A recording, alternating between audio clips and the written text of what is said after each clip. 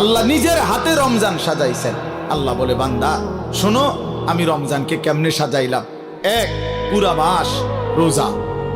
2, প্রতিদিন ইফতার। 3, প্রতিদিন সাহারি। 4, প্রতিদিন 20 রাকাত তারাবি। 5, শেষ দশকে এতেকাফ। 6, শেষ দশকের বেজর রাত্রিতে শবে কদর। এরপরে 7, একটা নফল একটা ফরজের সমান।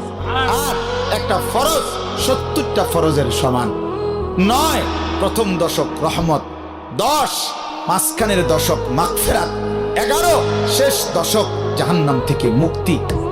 আল্লাহ বলেন, জান্নাতের দরজা খুলে দিলাম, জাহান্নামের দরজা বন্ধ করে দিলাম, সমস্ত শয়তানগুলোকে শেকলে বন্দী করে দিলাম, চারিদিক দিয়া গোলাইয়া সব গুছাইয়া বান্দা রাস্তা কেবল একটাই খোলা, দরজা কেবল একটাই খোলা।